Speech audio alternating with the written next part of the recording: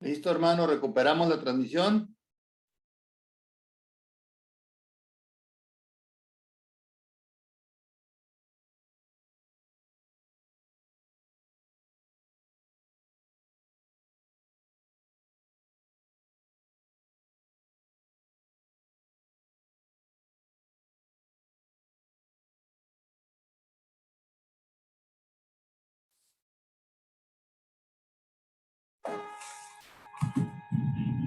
Listo. Listo, ¿verdad? Parece que ya recuperamos el contacto.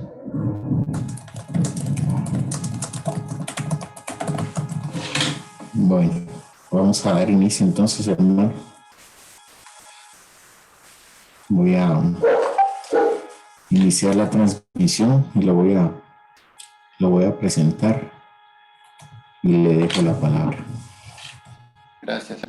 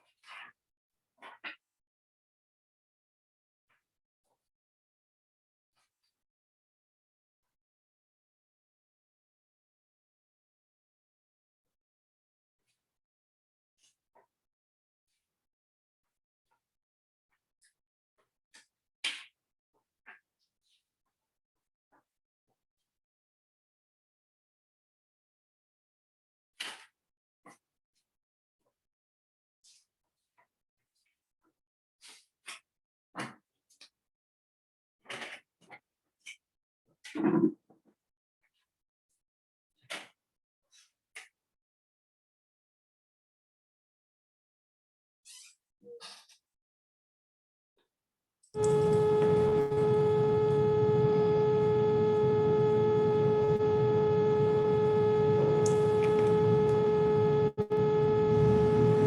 noches, hermanos, un gusto saludarles. Vamos a dar inicio a esta pequeña conferencia acerca de la Biblia Peshitta, del arameo bíblico y la Biblia Peshitta, y tenemos como invitado a nuestro hermano pastor Martín Durazo. El hermano Martín Durazo fue el coordinador del equipo de traducción de la Biblia Peshitta al español 1994-2007, traductor de la Biblia del idioma arameo al español y responsable también de la segunda edición de la Biblia Peshitta. También ha sido colaborador con Lifeway Global en conferencias y capacitación sobre el mismo tema, y pastor adjunto en las áreas de doctrina, discipulado y consejería en su congregación de 1987 a la actualidad. También es autor del libro Fundamentos del Cristianismo Genuino, que ha sido publicado como anexo en la Biblia Peshitta, y autor del Diccionario Español Arameo, publicado también como anexo en la Biblia Peshitta. Asimismo, también tenemos el gusto de contar con diversos artículos sobre historia de la Biblia, de esta Biblia, y de la historia de la Iglesia de México, y algunos tópicos sobre discipulado y doctrina bíblica. Mucho gusto, hermano Martín, ¿cómo está? Hermano José Luis, y a todos los hermanos les envío un cordial saludo desde aquí, desde la frontera con los Estados Unidos, para que ubiquen desde dónde nos estamos comunicando. Estoy en la ciudad de Hermosillo, Sonora, a escasos kilómetros de la línea fronteriza, y fue aquí donde hemos realizado todo nuestro trabajo. Gracias, hermano. Pues le doy la bienvenida y gracias por aceptar esta invitación. Ahora le cedo el tiempo para que pueda compartir con nosotros el tema de esta noche. Bueno, hermanos, me gustaría que oráramos al Señor y rogáramos que Él nos guíe y tome el control de esta exposición. Señor, en el nombre de Jesucristo, unido con mis hermanos en el seminario de Ginebra, Señor, la Academia de Ginebra, nos dirigimos a ti humildemente, confiados en que eres tú quien toma el control, eres tú quien dirige nuestros labios, Señor. Eres tú a quien pertenece el poder de nuestra propia lengua, Señor. Que la exposición hoy presentada sea de bendición para mis hermanos. Haya gracia, Señor, en ellos para recibir, para aprender, Señor. Y de mí, Señor, para transmitir el conocimiento que nos has dado sobre este idioma y sobre la obra cumbre, Señor, que lo representa el texto Peshitta. Esa palabra tuya, Señor, que está cobrando auge en la actualidad. En el nombre de Jesucristo ponemos en tus manos esta conferencia. Guíanos, ayúdanos, que tu Espíritu Santo nos llene a todos para recibir y para impartir. En el nombre de Jesucristo. Amén. El Señor los bendiga, hermanos. Ya mi hermano José Luis me presentó con ustedes, y efectivamente esa ha sido mi labor en los últimos 37 años de servicio a nuestro Dios. El Dios Todopoderoso, que bien pudiera Él estarnos hablando al oído cada día y enseñándonos su voluntad, pero le plació dejarla registrada por escrito, y es de esa manera que se ha preservado y nos ha llegado hasta la actualidad. Llama la atención que la palabra de Dios estuvo siempre muy acorde a los métodos de escritura, a los idiomas en boga a lo largo de las edades. Cuando se escribía en piedra, la ley fue dada en tablas de piedra. Cuando se escribía en rollos de pergamino, la palabra de Dios fue siendo registrada en rollos de pergamino. Cuando se popularizó el uso del papiro, la Biblia allí estaba escrita en papiro. Cuando llega la escritura, la presentación en forma de libro, la Biblia fue de las primeras en quedar asentada en forma de libro. Hoy con las nuevas tecnologías no es la excepción y la Biblia está disponible prácticamente en cualquier plataforma. Al Señor le ha placido que su pueblo esté a la vanguardia para la proclamación de la palabra de Dios. Y henos aquí, ahora por esta tecnología maravillosa, comunicándonos a cerca de 6,000 kilómetros de distancia, pero como si estuviéramos juntos. Damos gloria al Señor por la preservación de su palabra. Damos gloria al Señor por permitirnos compartir el conocimiento. Un conocimiento que es el deseo de todo servidor, sirva para formación, para transformación y no solo para información. Comenzamos, hermanos, entonces. El arameo. El arameo es un idioma bíblico reconocido. Cualquier versión que usted tenga, si abre las primeras páginas, encontrará que dice traducida directamente de los idiomas hebreo, arameo y griego. Pero no solo eso, sino que desde muy tempranas épocas ya el arameo estaba quedando registrado en las escrituras. Lo vemos así en Génesis 31:47, ¿verdad? Con Sagar, Sagtuta, que era Galaad en hebreo. De tal manera que allí tenemos un primer registro en arameo de la escritura en las propias escrituras hebreas. No solo eso, sino que en Deuteronomio 26:5 podemos ver que el Señor le dice a Israel, di un arameo errante fue mi padre, reconociendo el Señor mismo que ese pueblo escogido de Dios provenía de naciones paganas, que solo por la gracia del Señor podía ser atraído hacia sí. De tal modo que podemos decir con toda seguridad, porque la historia bíblica así lo registra y por la declaración hecha en Deuteronomio 26:5, que Abraham provenía de regiones arameas. Pero, ¿cómo surge el arameo? ¿Cuándo surge? Si nos trasladamos a la época de Noé, vemos el diluvio. Y después del diluvio, vemos a uno de los hijos de Noé, Sem, tener un hijo llamado Aram. Los descendientes de este varón, Aram, son nómadas, son errantes, que viajan por todo lo que se conoce como la creciente fértil o Mesopotamia, que en la Biblia se registra precisamente como Aram Nahrim, o Aram de los dos ríos.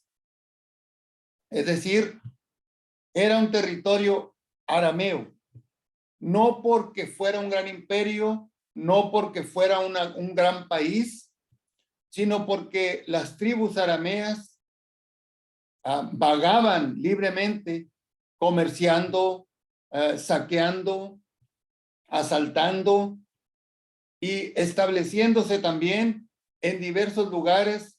Podemos decir que desde el Mediterráneo hasta lo que actualmente es Irak o Kuwait. Todo eso ocupaba y ocupa lo que es la creciente fértil. Recibió toda esa región muchas olas migratorias y para poder resolver el asunto de la comunicación en toda esa vasta región, se requería un idioma que fuera fácilmente entendible.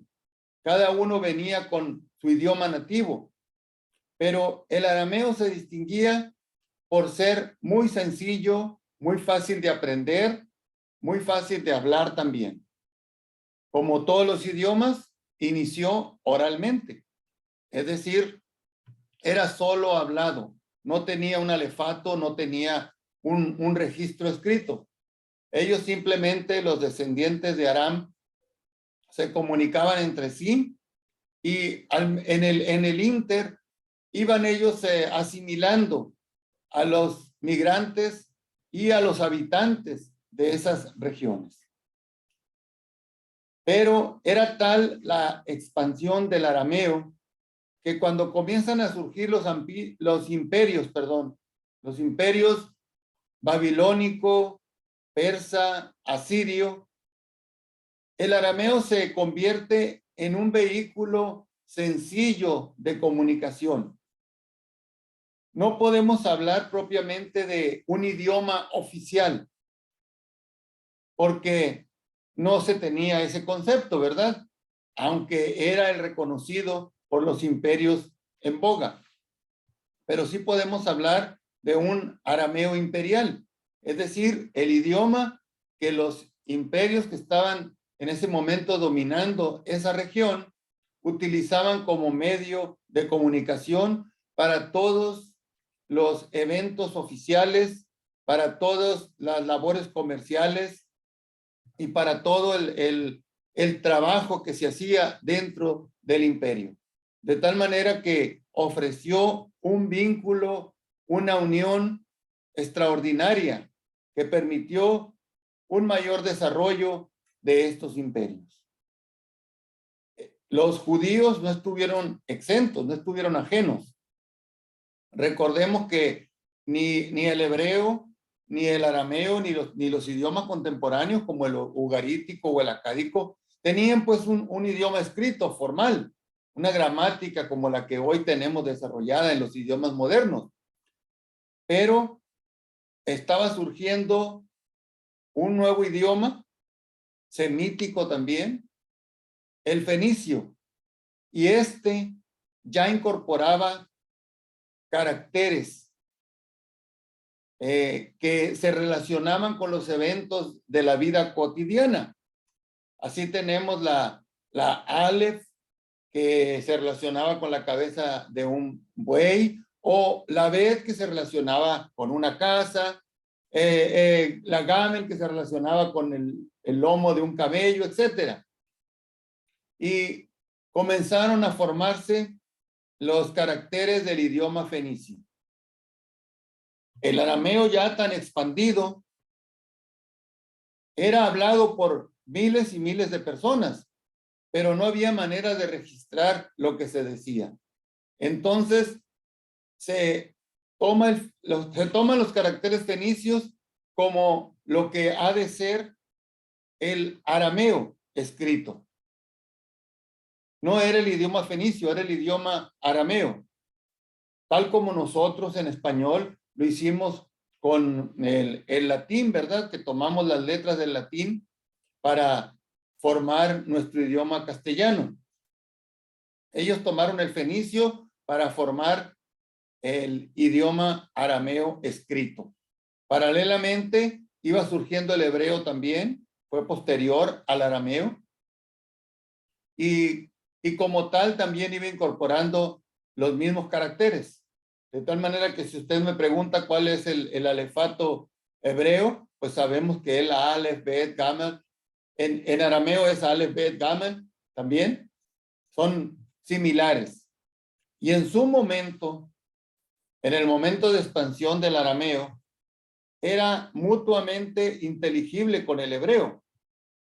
Por eso muchas palabras en arameo, como la palabra saludo o paz, es más popularmente conocida como paz, shalom, en arameo se pronuncia shalama.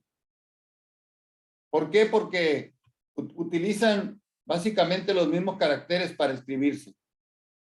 Entonces ha habido ligeras variaciones a lo largo del tiempo. Es muy importante entender, no debemos confundir el hebreo moderno ni el arameo moderno con el hebreo o arameo bíblico. Mucha gente cree que si va a un museo de Jerusalén se va a encontrar la Biblia escrita en los caracteres cuadraditos que tenemos actualmente del hebreo. No es así, ¿verdad? Era un arameo primitivo, era un hebreo primitivo, y los caracteres eran muy primitivos que prácticamente reflejaban una cosa.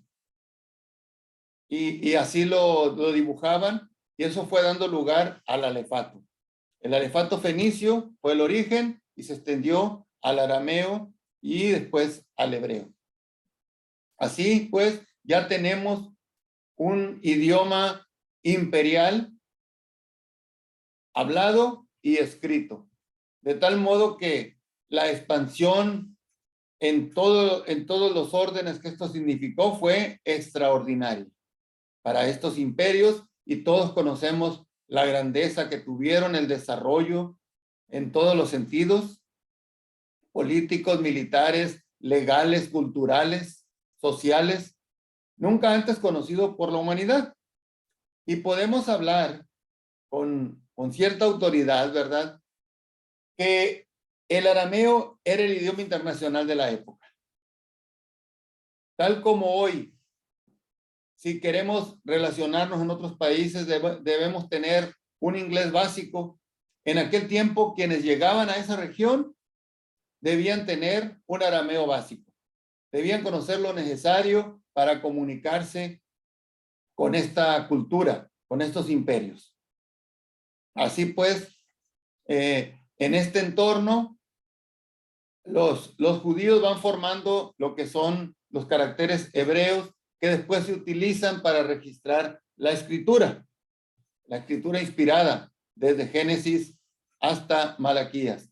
Pero la influencia del arameo era mayúscula, de tal modo que desde el principio, como les dije, van quedando registradas palabras y expresiones en arameo. Muy bien, pasamos ahora a algo muy importante que impactó fuertemente en la ya formada nación de Israel. Esta nación tenía un Dios, tenía un idioma y tenía un conjunto de leyes inspiradas por Dios que eran reconocidas por todas las personas que integraban al Israel bíblico. Conocemos la historia de Israel, sabemos cuál fue su conducta para con Dios, cómo a pesar de la gracia que constantemente derramaba el Señor sobre ellos, con la misma frecuencia ellos se rebelaban contra el Señor. Y en una de tantas rebeliones, habiendo sido advertidos de antemano que si no se rendían al Señor, que si no guardaban los mandamientos, que si no se apartaban del paganismo en que se habían involucrado, ellos serían exiliados. Y el Señor, fiel a su advertencia, cumplió su palabra y fueron exiliados a Babilonia. Quienes llegaron allí se encontraron en un entorno de arameo hablantes y pronto se popularizó el idioma, uno por el parecido con el hebreo y otro porque era necesario para la vida cotidiana. Ellos eran extranjeros en la tierra de Babilonia, pero tenían que vivir allí, residir allí y adaptarse a las necesidades diarias. Por tanto, fueron asimilando el arameo como nunca antes lo habían experimentado. Claro, los sacerdotes, ellos cuidaban con celo el hebreo, porque era el idioma santo, el idioma sagrado, y se mantenían los cultos, los rituales en hebreo. Pero para la vida diaria, el arameo era el que predominaba entre el pueblo judío y prácticamente llegó a desaparecer del habla cotidiana. Solo se mantuvo por escrito y en las cosas relacionadas al templo o a la sinagoga. Transcurre el tiempo en Babilonia y se da el retorno Y encontramos pues en el libro de Esdras porciones muy extensas en las que quedan registrados en arameo. Los capítulos 4, 8 a 6, 18, 7, 12, 26 de Esdras, dentro del cuerpo del texto hebreo, en realidad están en arameo. Solamente cuando se conoce ese arameo antiguo, se puede notar ese cambio, ¿verdad? Pero quienes se dedican al estudio de la palabra se dan cuenta que así es. ¿Y qué notan? Utilizan los mismos caracteres. Si usted o yo vemos esos escritos, no vamos a notar ninguna diferencia en la escritura, pero sí se nota en lo que se está hablando allí, en lo que se dice. Porque de estar siendo escrito en hebreo, de repente se registra en arameo. Eso lo podemos ver en Esdras 4, 8, 6, 18, 7, 12 al 26, en Jeremías 10, 11, y también en Daniel 2, 2, 4, a la mitad del versículo, hasta el 7, 28. Estos capítulos quedan registrados en arameo dentro del texto hebreo. Como les digo, utilizaban los mismos caracteres y por tanto no era posible o no es posible para nosotros distinguirlos, salvo que se conozcan los dos idiomas, el hebreo y el arameo. Este arameo, hermanos, era el arameo imperial ya. Tanto Esdras como Daniel redactaron esos escritos en el idioma imperial, el arameo imperial. Previo a eso estaba el arameo antiguo o el arameo original, del cual pues no hay ningún registro porque era estrictamente oral. Y está el arameo antiguo. Dentro de todo eso está el arameo clásico y otros tipos de arameo que se van desarrollando a lo largo de la historia. Todos ellos mutuamente inteligibles. Muy bien. El pueblo judío inicia su retorno y con ese retorno a la tierra de Israel ya no trae el hebreo como su lengua hablada, sino que trae el arameo. Repito, se mantenía en el culto, en el uso en el templo, en la sinagoga, pero en la vida cotidiana, en Israel, en Jerusalén, en todos los pueblos de la nación de Israel, el arameo era el idioma que se utilizaba. Y así también en todo lo que seguía siendo Mesopotamia o Aram Nahrim.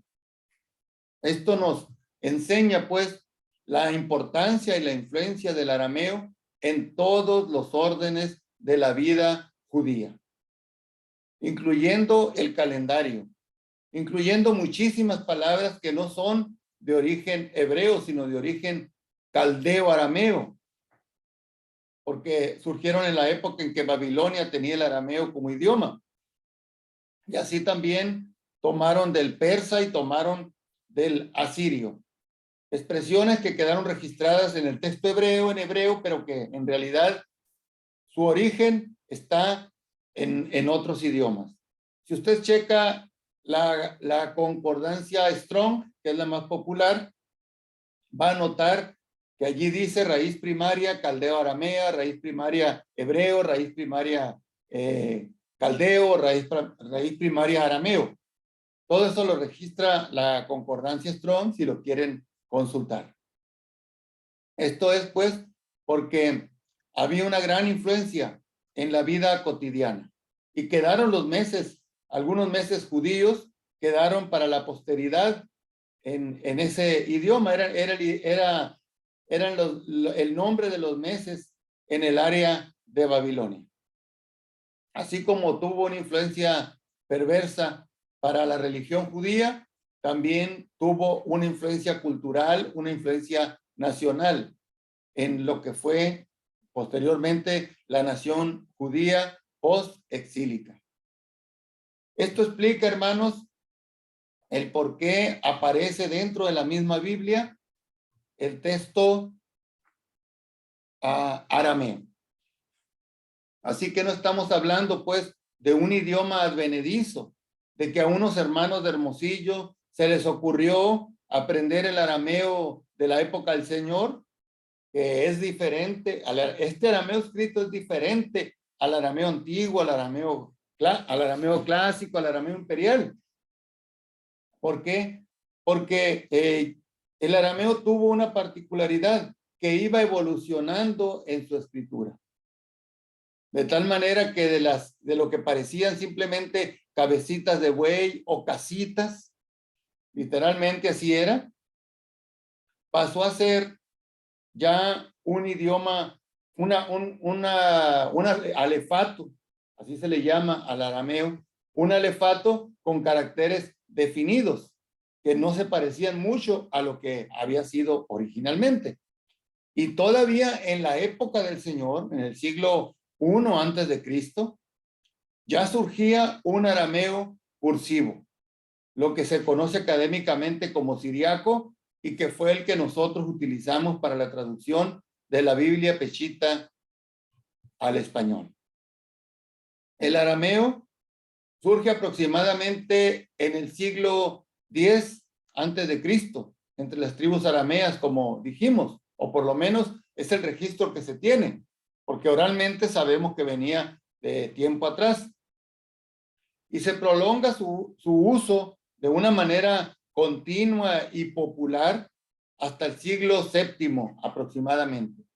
Ya con las conquistas árabes comienza a ceder su lugar a este idioma que reconoce que en sus orígenes se derivó del arameo, es decir, utilizaban caracteres arameos, en particular los caracteres siriacos, para escribir lo que sería posteriormente el idioma árabe, y que se extendió desde Medio Oriente hasta el noroeste de África.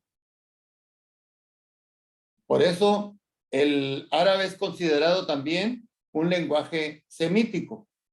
Y volvemos a la misma palabra, shalom en hebreo, shalama en arameo y salama o salam en árabe, dependiendo del árabe que se esté hablando. Esto porque tuvieron un tronco común, vamos a decir, aunque después fueron evolucionando independientemente. El arameo se siguió usando tanto en el estilo circular o cursivo como en el estilo normal que conocemos, que era parecido pues a los caracteres hebreos que todo el mundo conoce. Eso, hermanos, nos da una idea del alcance, de la influencia que el arameo tuvo en la vida internacional, en la vida nacional de Israel. No fue un idioma aislado, y hasta el surgimiento del griego no había habido ningún idioma que tuviera un alcance universal. Entiéndase por universal, no de todo el planeta, era imposible en ese momento, sino de todo el mundo conocido, de todas las potencias conocidas. De tal manera que los vestigios del arameo son muy comunes hacia Oriente, hacia Occidente, y entendemos Occidente como de Israel para acá, ¿verdad? Estemos hablando de en Turquía, por ejemplo, lo que es actualmente Turquía, allí el arameo era común. De hecho, fue la cuna de la Peshitta. En los límites con Siria estaba la ciudad de Edesa, y allí se compiló. Y quiero utilizar muy bien esta palabra, compiló, no que se escribió, ¿no? Porque ya los textos arameos existían desde antes. Entonces, se extendía hasta el oriente. Podemos hablar de Mongolia, China, Japón, Corea. Los misioneros cristianos llevaron el arameo hasta esos lugares, ya en su forma siriaca o en su forma redondeada o cursiva. Es así, hermanos, como podemos pues sintetizar lo que fue el origen, el desarrollo la influencia y la importancia del arameo tanto en la vida social pagana como en la vida espiritual judía y posteriormente cristiana. No somos ajenos al arameo, hermanos, ni tampoco al fenicio ni al hebreo. Nuestro alfabeto, que proviene de la palabra alfa y beta en griego, se deriva precisamente de estos idiomas semíticos. La alfa suena muy parecido pues a la alef, la beta suena parecido a la bet o beit, y así podemos ir mencionando cada letra del alfabeto. Tuvo una influencia en la formación del griego, que posteriormente influyó para la formación del latín. Del latín viene nuestro idioma castellano y otros idiomas europeos. Allí tienen ustedes un alcance más del idioma arameo o los idiomas semíticos originales. La Biblia no se formó de una vez como todos o algunos piensan, ¿verdad? Que el Señor entregó la Biblia ya encuadernada. De ninguna manera. Se fue formando a lo largo de los siglos. Cronológicamente hablando, podemos decir que Job es el libro más antiguo. Aunque no esté al principio de la Biblia, nosotros como traductores nos dimos cuenta de lo arcaico que es el idioma utilizado en Job. Y si usted maneja el hebreo, se dará cuenta de lo mismo. Esto es porque es anterior, pues, a la época de Moisés. No se sabe con precisión la fecha de Job, pero sí se sabe que es anterior a Génesis. Y comienza el registro de la escritura. Es el único libro, pues, que se ha ido adaptando inmediatamente a los cambios en el uso de las tecnologías de registro de los idiomas, desde la tabla hasta el libro actualmente. Hemos sido muy vanguardistas como pueblo de Dios, tanto judío como cristiano. Y el arameo estuvo presente en todas esas etapas. Esta es la historia poco conocida de una nación y de un idioma que impactaron profundamente al pueblo de Israel y a la iglesia. ¿Por qué a la iglesia? Porque después de la predicación del Evangelio del Señor, comienza la expansión de la iglesia hacia Oriente. Toda nuestra historia conocida de la iglesia es hacia Occidente, por las razones obvias de que Pablo viajó a Roma y por todas las regiones del Mediterráneo.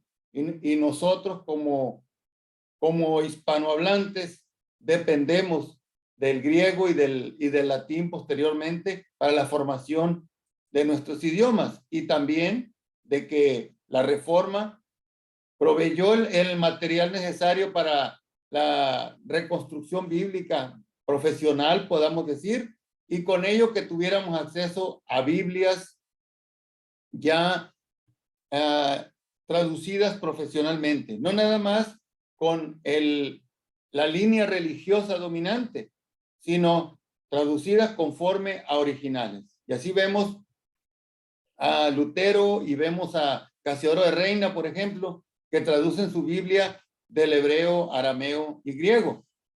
Son de las primeras Biblias que se traducen de esos idiomas. Casi todas las existentes en ese momento provenían del latín. Bueno, pero el impacto del arameo en la iglesia fue formidable también. El Señor Jesucristo hablaba arameo. Que pudiera hablar hebreo, por supuesto. Él iba a la sinagoga también. Que pudiera haber hablado griego, es probable. El griego era común, pues, en los imperios, en las regiones conquistadas por el Imperio Romano. En que pudiera hablar latín, también era posible. Recordemos que esas regiones conquistadas por los romanos eran cosmopolitas y había gente de todas las naciones. El derramamiento del Espíritu Santo en Pentecostés nos enseña que allá había judíos de todas las naciones. Y tendemos a pensar que la iglesia se desarrolló hacia Occidente, pero no fue solamente así. De Israel, pasando por Siria, después Persia, Babilonia, hasta la India, China, Japón, Corea, el evangelio se expandía de una manera vertiginosa, paralelamente a como sucedía hacia Occidente. De tal manera que en la India tenemos ya la predicación del evangelio en el año 52, casi 20 años después de la muerte del Señor y resurrección del Señor. Se dice que el apóstol Tomás ya estaba predicando en la región sur occidental de la India. Y esto nos muestra cómo el arameo seguía tan vigente como antes. Por eso les dije que en realidad el arameo tuvo vigencia e influencia hasta el siglo VI, VII después de Cristo, porque es una realidad. Incluso se habló en China, en Mongolia, en Japón y en Corea, de lo cual aún quedan vestigios. Era muy difícil, como lo es ahora, penetrar en esas culturas, pero los misioneros cristianos lo lograron con la predicación del evangelio y con la autorización y apoyo de los monarcas gobernantes en esas regiones. De tal modo que el evangelio se conoció muy temprano en estas regiones. Hay monumentos en China con registros en arameo del año 600 o 700 después de Cristo. Solo 500 años después del Señor, ¿verdad? Después de escrita el Nuevo Testamento. Pero en todas esas regiones, Persia, Babilonia, Afganistán, que hoy lo vemos como una nación pues completamente islámica, en realidad tuvo mucha influencia del evangelio en sus orígenes. ¿Por qué? Porque los misioneros cristianos que fueron hacia Oriente no dejaron zona sin conquistar. Se habla que incluso alcanzaron Siberia. Historia poco conocida. Por eso se los estoy informando ahora. Esto, hermanos, es la evolución, pues, del arameo y la influencia que tuvo. No sé si en este momento, hermano, estén surgiendo preguntas ya y me gustaría que aprovecháramos para abordarlas. Hermano José Luis. Hasta ahora no tenemos ninguna pregunta, sin embargo, yo le pregunto a los hermanos que están conectados, ¿tendrán alguna duda acerca de lo que ha dicho el hermano hasta ahora?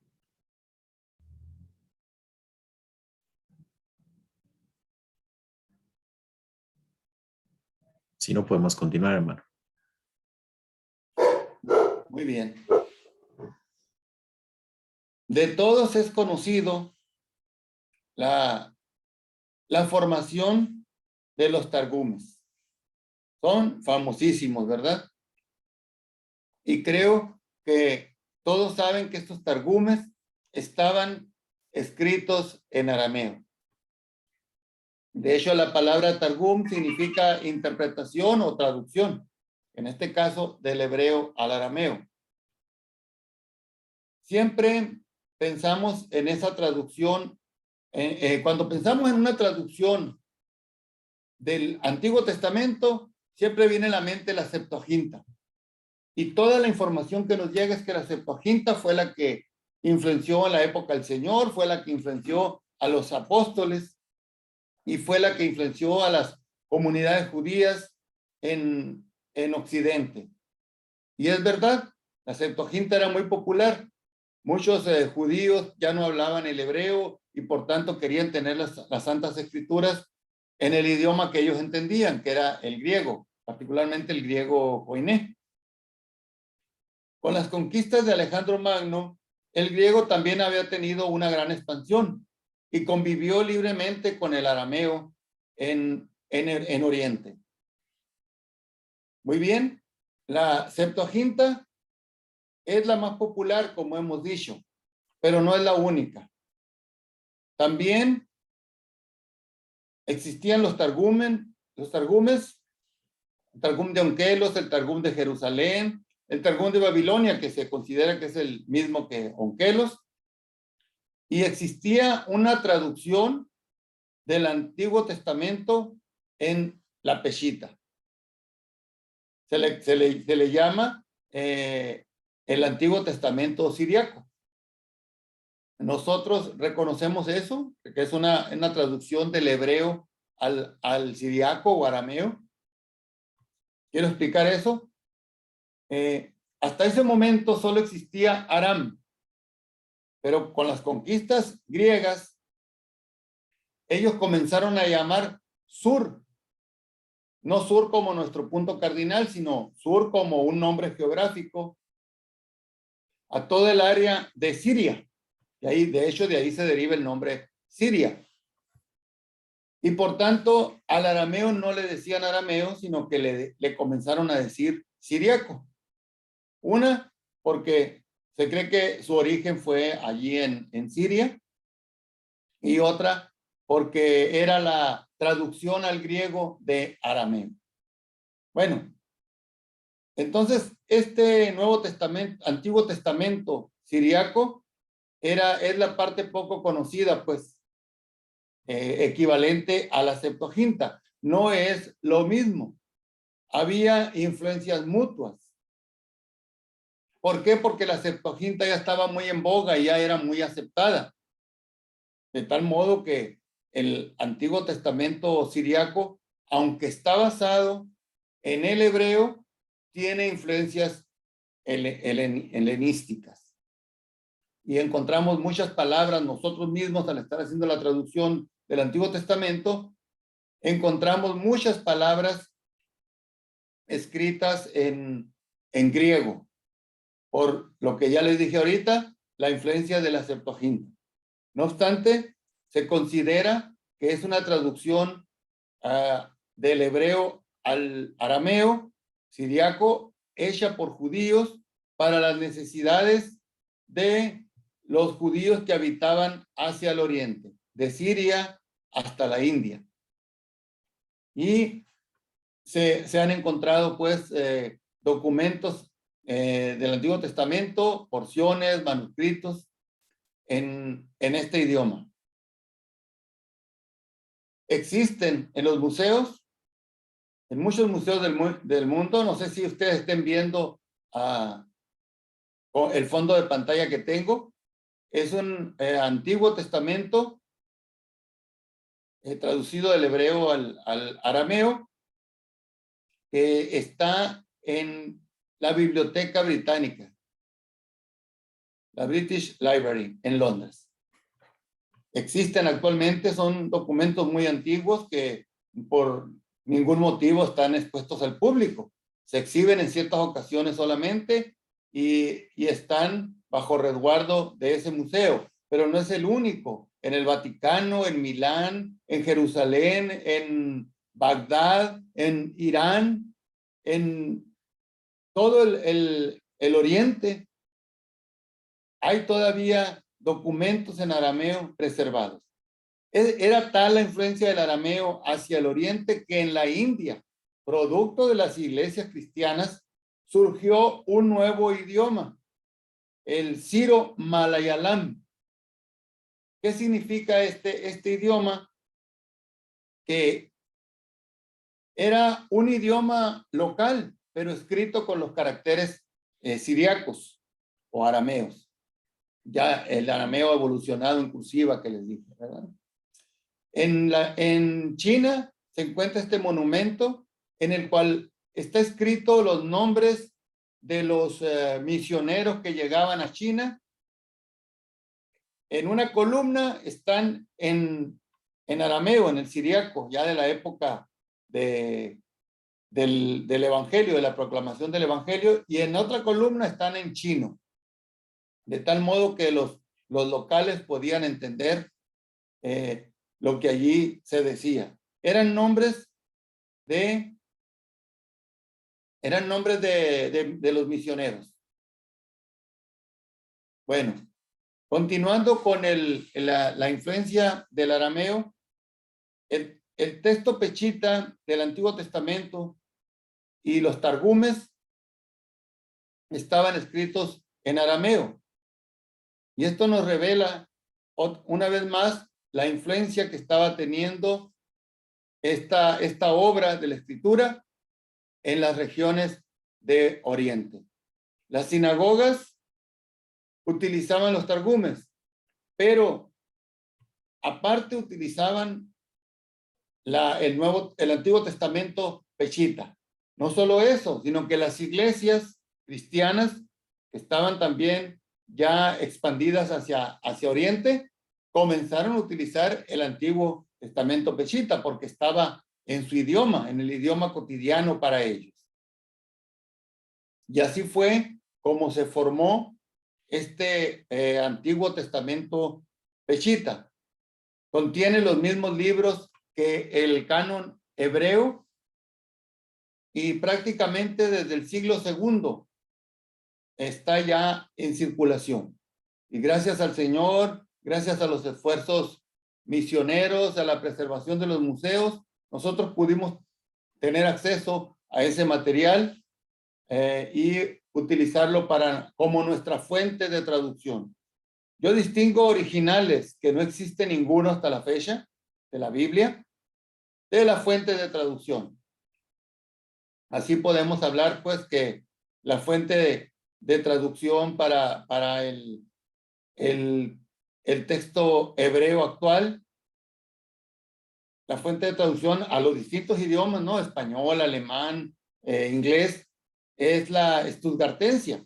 Es un texto hebreo que está en Stuttgart, Alemania, y es el más reconocido, el más aceptado. Es al que acuden la mayoría de los traductores para hacer la traducción del Antiguo Testamento. Pero en Oriente, la mayoría de los traductores acuden al Antiguo Testamento pechita y es muy popular en las regiones de allá. De hecho, existe toda una gama de religiones cristianas asociadas al cristianismo que utilizan el texto pechita, tanto del Antiguo como del Nuevo Testamento en arameo. Podemos hablar de la iglesia Malabar, por ejemplo, que es la que está en la India, la iglesia ortodoxa siria, la iglesia asiria, la iglesia de Oriente, la iglesia maronita, que es muy popular en Líbano, pero que tuvo sedes aquí en México incluso. Hay sedes de la iglesia maronita, ellos proceden de las iglesias siriacas, de habla siriaca, del rumbo de Persia, del rumbo de Líbano, de Siria. Y la iglesia misma en Siria, iglesia católica siria, no es católica porque esté relacionada con la iglesia del Vaticano, sino porque ellos se consideran a sí mismos la iglesia universal, ¿verdad? Católico, eso significa universal. Tenemos ahora pues la expansión del Antiguo Testamento en arameo hacia Oriente. Lo extraordinario de esto, hermanos, es que ha habido mucha ignorancia en Occidente acerca de estos documentos y del valor testimonial que tienen. Porque si bien este Antiguo Testamento siriaco no es el original, o sea, no se basaron en él, pues, los autores inspirados, sino que ellos utilizaron el hebreo. Es un testigo de primera mano de cómo percibían, cómo interpretaban y cómo traducían el Antiguo Testamento en el siglo I, en el siglo II después de Cristo. La influencia de estas obras en las iglesias orientales fue extraordinaria a lo largo de todos los siglos. Hoy hay instituciones en varios países que se dedican a la preservación, restauración y publicación de estas obras, incluso ya con cuerpo crítico, de tal modo que usted puede estar leyendo el texto y abajo notas en las que se aclara que en otro texto similar dice otra palabra u otra lectura, otra posible lectura, o su equivalente en hebreo. O al mismo tiempo, son muy honestos, dicen aquí fue un error de traducción del hebreo al arameo o al siriaco. De tal modo, hermanos, que todo eso queda registrado. Tuvimos sugerencias durante el proceso de traducción de que uniformáramos el Antiguo Testamento, pero la decisión nuestra fue firme. Si vamos a traducir el texto Peshitta, vamos a traducirlo como está, independientemente de que es una traducción del hebreo, independientemente de que tenga interpretaciones o traducciones diferentes. Hay muchísimas variantes. Si usted lo ha estado leyendo, va a encontrar muchísimas variantes entre el texto del Antiguo Testamento hebreo y el Antiguo Testamento de la Peshitta.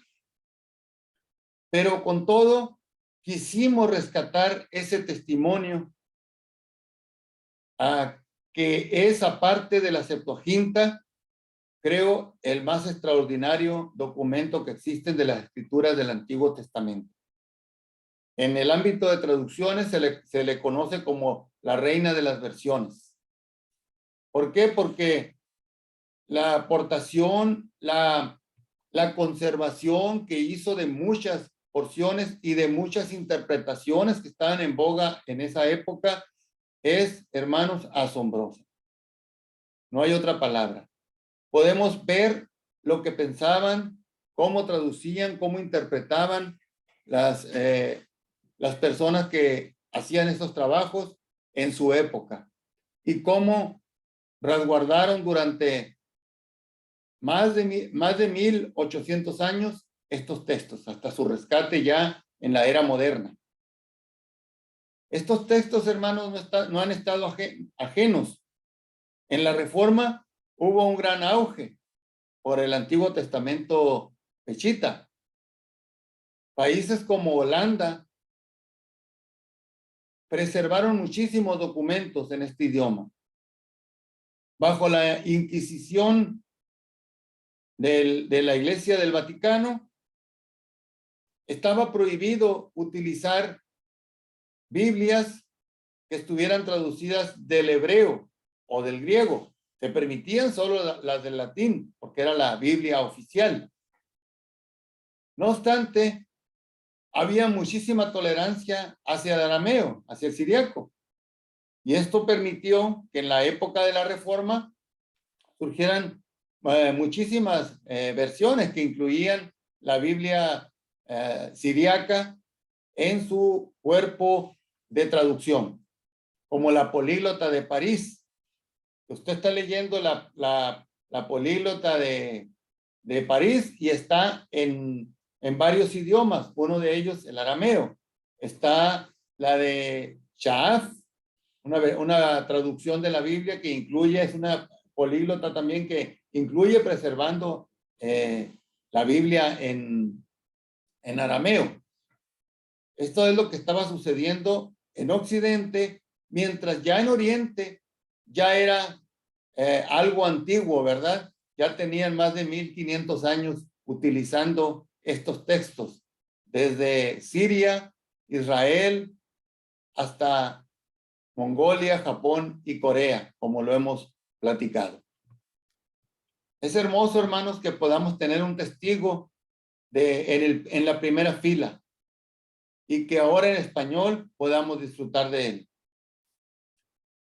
Hay unas cuantas traducciones del texto Peshitta, pero la inmensa mayoría están en el Nuevo Testamento nada más. Del Antiguo Testamento se ha hecho poco trabajo. El único reconocido es el del Instituto Leiden de Holanda, que ellos se han dedicado a hacer una traducción muy avanzada, muy crítica del Antiguo Testamento pechita. No sé si ya esté a la venta. Sé que lo han estado haciendo desde 1961. Imagínense cuántos años tienen ya trabajando. Pero es un trabajo de rescate extraordinario. Que confiemos, si el Señor nos lo permite, algún día tenerlo a disposición. Este Antiguo Testamento reúne el estándar, pues, del texto pechita del Antiguo Testamento, pero aparte todo un cuerpo de variantes abajo y en algunas ocasiones explicaciones cuando hay variantes de la traducción del hebreo al siríaco. Esto para que el estudioso pueda ver con mirada a vuelo de pájaro, pues, todo el panorama de la escritura del Antiguo Testamento en idioma arameo. Yo le doy gloria al Señor por esto, hermanos, y qué más quisiera uno, ¿verdad?, que tener acceso a estos materiales. No nos ha sido posible hasta ahora, pero con lo que tuvimos a la mano, hermanos, que es de lo más confiable de lo que encontramos, les presentamos a ustedes el Antiguo Testamento pechita. Ustedes lo pueden ver tanto en la primera como en la segunda edición. Hasta donde tengo noticias en español, es la única obra que existe tanto el Antiguo como el Nuevo Testamento pechita. Eso es lo que podemos hablar de la influencia del arameo ya en las iglesias, tanto de Oriente como de Occidente. La cuna de todo este mover está en Turquía. Es la ciudad de Sanliurfa, que en sus orígenes, en el siglo I, se llamaba Edesa. Y es allí donde se comenzó a compilar todo este material del Antiguo Testamento para traducirlo hacia el siríaco. Otra ciudad que se menciona es Adiabene, también por el mismo rumbo. Están en los márgenes del Tigris, en los límites, pues, entre Siria, Líbano y Turquía. La actual Turquía en ese tiempo no era Turquía, ¿verdad? Así que, hermanos, en esta ciudad se comienza a hacer el trabajo ya de recopilación formal de todos estos escritos arameos. Ahora se podía disfrutar tanto en la sinagoga como en la iglesia de un material único y que fue utilizado para proclamar el evangelio en Oriente, tanto como el griego era utilizado para proclamar el evangelio hacia Occidente. El origen de todos estos manuscritos era por traductores que se concentraban. Recordemos que en aquel tiempo no había imprenta, entonces se tenía que hacer el trabajo a mano. El trabajo de copiado ya era de por sí difícil. Ahora imagínense hacer el trabajo de traducción, que iba a utilizar unos caracteres distintos de los del original. Cuando se tiene el original y se va a hacer una copia del mismo original, simplemente se copian los caracteres. Y había reglas muy estrictas para controlar que la copia fuera exacta. Se contaban incluso las palabras y una sola que faltara o una sola letra que estuviera mal puesta, se desechaba el trabajo y se tenía que volver a hacer desde el principio. Eso para preservar íntegramente el texto de las escrituras. Esta labor se dificultaba aún más cuando se trataba de hacer una traducción del hebreo al arameo, porque tenían que encontrar la mejor equivalencia. Pero además, habría que escribirlo en un idioma distinto, que iban haciendo apenas. Es decir, el arameo existía, pero en esa escritura siriaca iban haciendo unos cuantos décadas antes. Eso nos enseña, hermanos, a amar y respetar, honrar a todos esos varones que dedicaron tanto esfuerzo para la preservación del texto bíblico. Los traductores actuales somos reconstructores del texto bíblico. No tenemos ningún original a la mano. Sería extraordinario encontrar un texto del apóstol Juan o de Mateo o de Pablo, pero hasta la fecha no los tenemos. Solo disponemos de copias en varios idiomas del siglo I. Y por supuesto, el Antiguo Testamento es el mismo caso. No tenemos nada escrito por Moisés ni por Jeremías. Son copias que se preservaron, pero que se preservaron con muchísimo celo. Como les dije, si una letra o una palabra estaba mal escrita, se tenía que destruir todo el documento y volverlo a hacer en limpio, tomando el mayor cuidado. Por eso el ser escriba, el ser copista en aquella época, era un trabajo muy reconocido, porque era artesanal, era completamente manual y se tenía que tener un gran dominio del idioma y un gran conocimiento de las palabras, de los caracteres que iban a copiar. O, en el caso de la traducción a otro idioma, como es la Peshita del Antiguo Testamento, un gran conocimiento del hebreo original y también del arameo al cual iba destinado. ¿Cómo estamos, hermanos? ¿Quieren tomar un receso o hay preguntas hasta ahora? Hermano José Luis. Hermano, hay un par de preguntas. Adelante, hermano. Es de los hermanos que están conectados en redes sociales. Son Sí. dos preguntas. Se sabe que Agustín y Jerónimo tuvieron un debate sobre el texto que debía utilizar la iglesia cristiana, ¿verdad? Agustín decía que debían usar la Septuaginta porque era el texto que habían citado los autores del Nuevo Testamento. Sí. Y Jerónimo decía que eran los manuscritos en hebreo porque ese era el idioma en el que se escribió el Antiguo Testamento. Entonces la pregunta es si no se conoce algún debate también en cuanto al texto Peshita, pero del pasado. Claro, claro. De algunos teólogos conocidos o algún sínodo o asamblea que tuvieran en cuestión qué texto usar, ¿no? Donde estuviera involucrada la Peshita. Y fíjese que con la Peshita estoy haciendo un trabajo a manera de borrador, se puede decir, en el que estoy revisando en 5 columnas lo que dice el texto Peshita, lo que dice el Antiguo Testamento en hebreo, lo que dice el texto griego del Nuevo Testamento, lo que dice el texto Peshita del Antiguo Testamento y lo que dice la Septuaginta. Es muy lento, porque estoy tratando de identificar las citas del Antiguo Testamento y luego checarlas en todos estos idiomas. Yo no hablo hebreo ni griego, no conozco, pero pues me estoy valiendo de herramientas que están disponibles para hacer el trabajo. Y creo que el resultado que va a dar, hermanos, es que el texto Peshita del Nuevo Testamento preservó más el hebreo que la Septuaginta. O sea que aquí vamos con el equipo de Jerónimo, ¿verdad? En cuanto a decir que lo más seguro es que se hubiera utilizado el texto hebreo. ¿Por qué? Por el celo que se tenía, pues, en cuanto a que era el texto sagrado.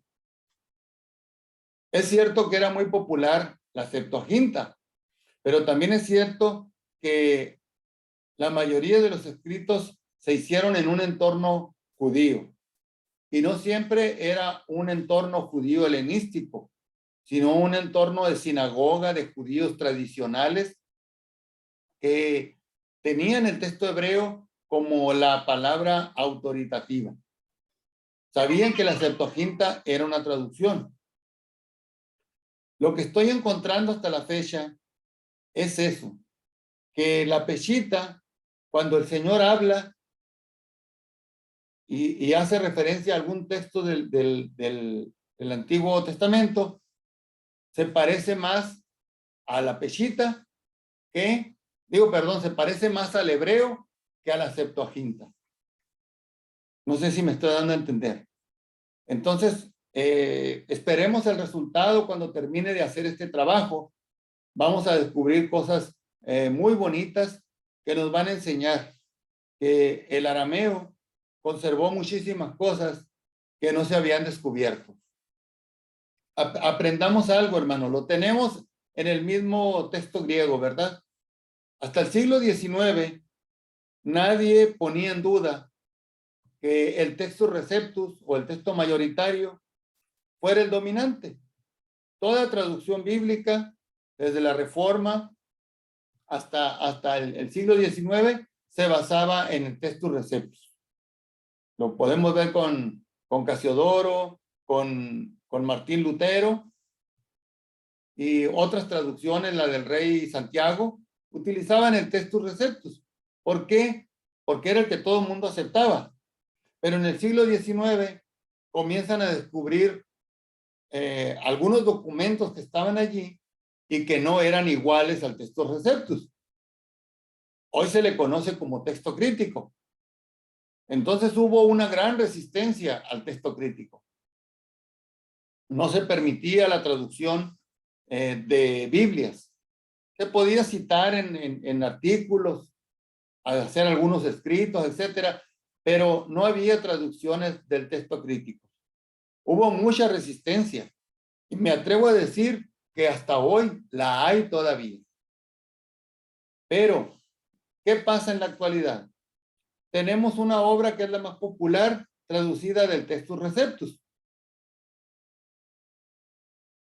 No obstante, tenemos ya muchas traducciones más modernas, como la Biblia de las Américas, la Nueva Versión Internacional, la Nueva Traducción Viviente, que utilizan el texto crítico y no utilizan ya el texto mayoritario.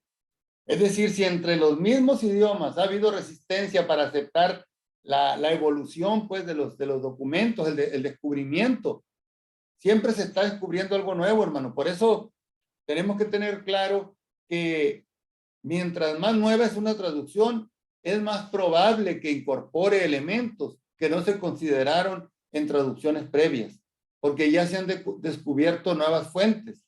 Entonces, el texto crítico, que en sus orígenes tuvo resistencia para hacer traducciones de él, hoy es el más utilizado y el más aceptado para las traducciones de la Biblia del Nuevo Testamento.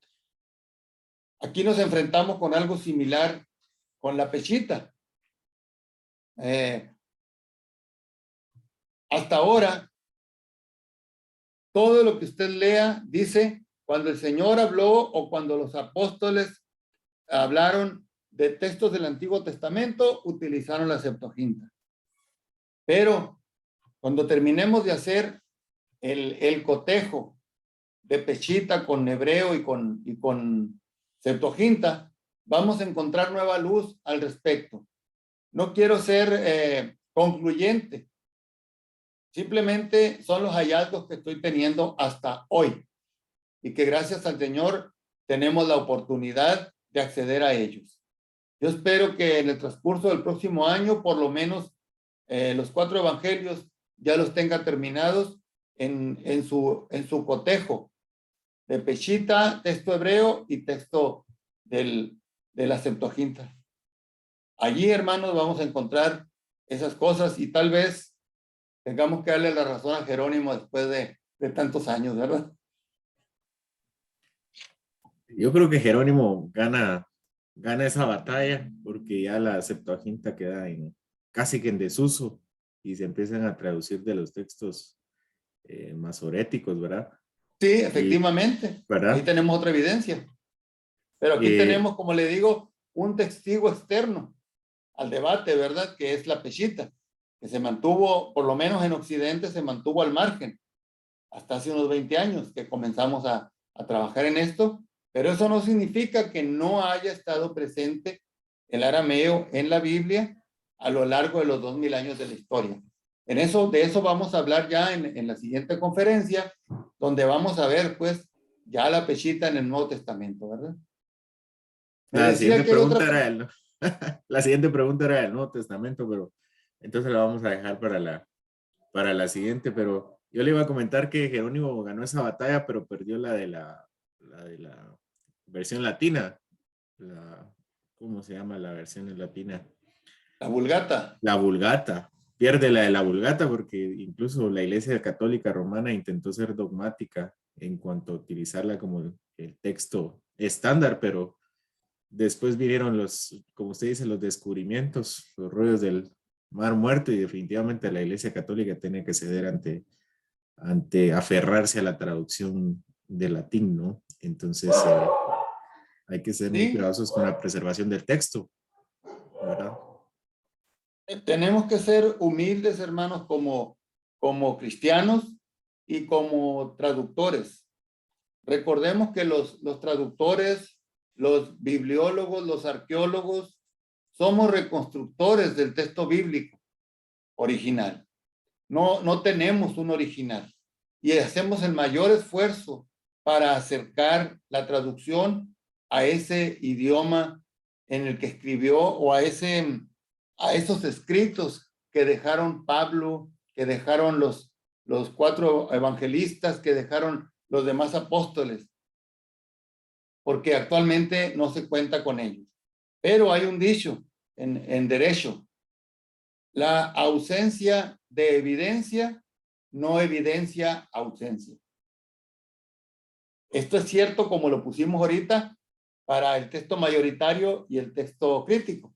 Hasta el siglo XIX no había discusión. Usted hacía una traducción y utilizaba el texto mayoritario,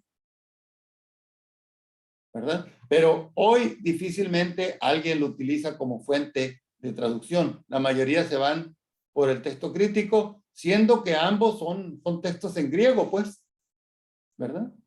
Entonces, hasta el siglo XIX había ausencia de evidencia, pero eso no evidenciaba ninguna ausencia, porque después hubo la evidencia de que sí existía algo más.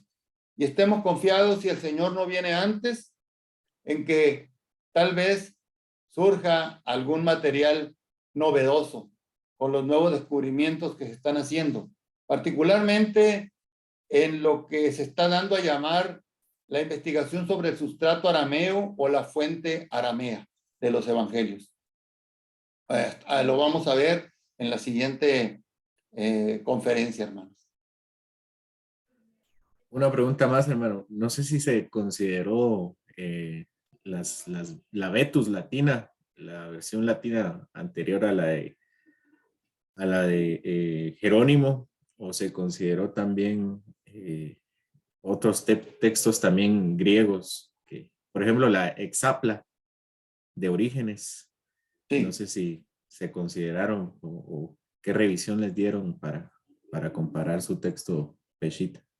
Sí, hermano, sí, mire, hacer una traducción no es que yo tomo el texto original y lo pongo aquí en español. Esa pudiéramos decir que es la primera parte, ¿verdad? El proceso de crítica textual es, hermano, de lo más profundo. Y no solamente es hecho por nosotros, sino que tenemos la crítica externa, es decir, lo mandamos a otras personas. Participó gente de Guatemala, gente de Argentina, gente de Estados Unidos, para hacer una crítica al trabajo que habíamos hecho. Además, contábamos con multitud de versiones de la Biblia, tanto en arameo como en otros idiomas, en inglés, en español, de tal modo que hacíamos una revisión y la decisión siguió firme hasta el final: presentar la traducción del texto peshita tal y como está, independientemente de sus variantes. Muchas ocasiones escuchamos: unifórmenlo, denle mayor uniformidad con los textos existentes, ¿verdad? Pero nosotros decidimos que no, que si se iba a hacer la traducción, que se rescatara de una buena vez ese material y que la nueva generación que venga de traductores, de investigadores, determine que si hubo alguna aportación o no. De nuestra parte, creemos que ha habido una gran aportación, porque mire, fíjese nada más como estudiosos de la palabra. Vamos a tomar una Reina Valera 60 o la actualizada. Vamos a tomar una Biblia de las Américas, también la original o la actualizada. Y usted puede hacer una crítica, porque son dos documentos fuente diferentes para la traducción. La Reina Valera utiliza el texto mayoritario y la Biblia de las Américas utiliza el texto crítico. Entonces, usted puede ver, al estar estudiando, una crítica textual, un análisis más profundo, con dos perspectivas sobre un mismo fin, pues que es la traducción. Bueno, hasta ahora así ha sido, pero ahora, hermano, usted va a tener tres. Va a tener el texto crítico, va a tener el texto mayoritario y va a tener el texto peshita, el arameo. Usted va a tener tres perspectivas para hacer el estudio de la palabra de Dios. Y eso, hermanos, ya de por sí es una aportación. No sabemos lo que vayan a descubrir los estudiosos, los lectores en años por venir, pero por lo pronto aquí está quedando ya un testimonio de lo que la iglesia temprana vivió, vio y registró. Nosotros estamos tratando de rescatar ese material y ponerlo a disposición del pueblo de Dios, para que ahora tenga tres perspectivas en su estudio cotidiano. Esto, hermanos, es, como les digo, ya en sí una gran aportación. Hablando siempre del Antiguo Testamento, hermano, y hablando también del canon, este canon, yo aquí tengo la Biblia Peshita, creo que no se mira bien, de la segunda edición, ¿verdad? Es la segunda edición La segunda edición. Revisando el índice, tiene nuestros 39 libros del Antiguo Testamento. Sí, ¿verdad? correcto. Sin embargo, la Septuaginta tiene más libros, y, ¿verdad? Sí. No sé si, ¿por qué la Peshita tiene los 39 libros que nosotros conocemos y la Septuaginta tiene más libros? No sé si pudiera aclarar. Bueno, hermano, mire,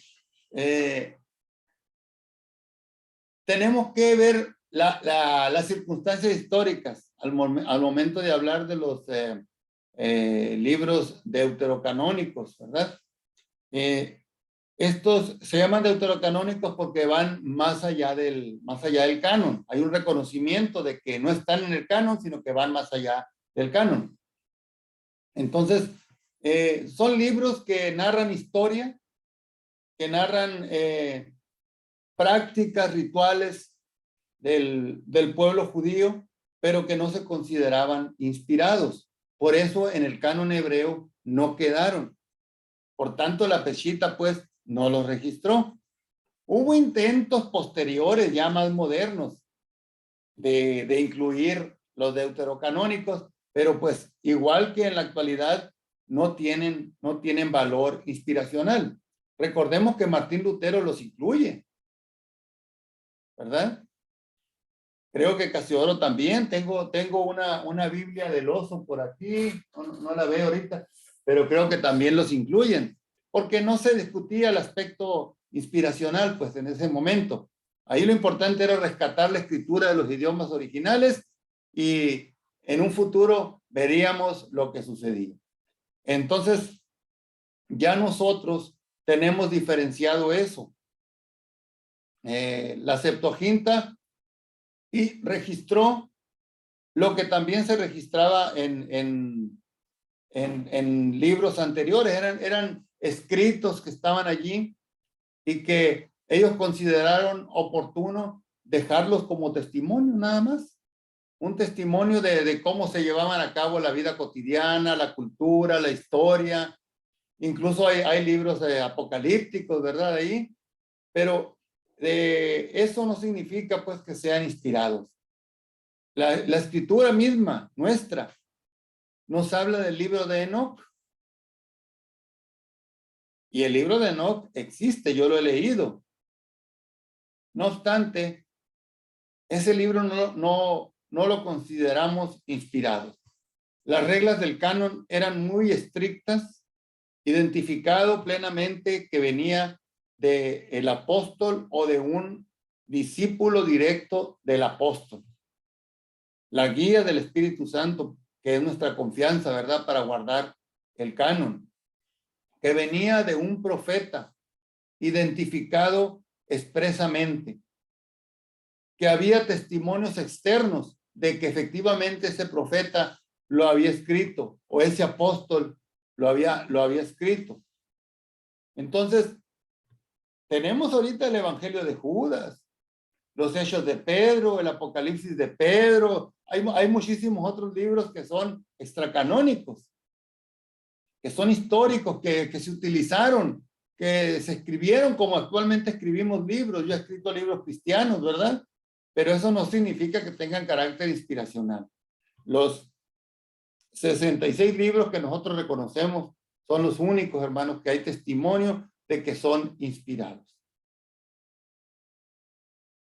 La Peshita recoge su testimonio de los Targumes, ¿verdad? El Antiguo Testamento. En el Antiguo Testamento tiene una influencia muy fuerte de los Targumes. Y estos libros deuterocanónicos se escriben en griego durante ese periodo donde también hay formación de Targumes, ¿no? Y aún así no toman los deuterocanónicos como libros inspirados. Efectivamente. Recordemos que ya son de tercera generación, ¿verdad? Está el original hebreo, está el Targum y luego está la Septuaginta. Entonces, no podemos considerarlos, pues, inspirados en el caso de los deuterocanónicos. Claro. Bueno, hermano, esas son las preguntas y yo creo que sería también parte del final de esta primera conferencia. No sé si usted quisiera agregar algo más antes de concluir formalmente con esta primera sesión. Sí, hermano, fíjese que continuando con la misma conferencia, actualmente hay muchísimo interés ya en la investigación sobre el texto Peshita o sobre los escritos arameos, tanto del Antiguo como del Nuevo Testamento. Están surgiendo libros, están surgiendo investigadores que le están dando una importancia que no se le daba hasta hace algunos años. Esto nos confirma lo que les acabo de decir, que la ausencia de evidencia no evidencia ausencia. No sabemos qué vayamos a encontrar. Por ejemplo, uno de los investigadores encontró en un texto griego que habían borrado un texto anterior y cuando identificaron el texto anterior, notaron que era arameo. ¿Me explico? Entonces, esa es una cosa de las que se han descubierto. Otras, cada vez hay mayor consenso en que, aunque el texto está en griego, tiene evidentemente muchos semitismos, pero que se puede decir que es algo así, es lo que están diciendo, ¿no? Es como un griego semítico. Algo extraño, pues, ¿no? Porque el griego no es semítico, pero por darlo a entender de alguna manera. Ok, está escrito en griego, pero tiene muchísimos rasgos semíticos. ¿Esto por qué, hermanos? La razón creo que es simple, ¿verdad? Todos los autores eran judíos, eran semitas. Era imposible que en otro idioma no quedara ese sabor semítico. Pero usted al leer la Peshita lo nota directamente. ¿Por qué? Porque es un idioma semítico. Está traducido de un idioma semítico.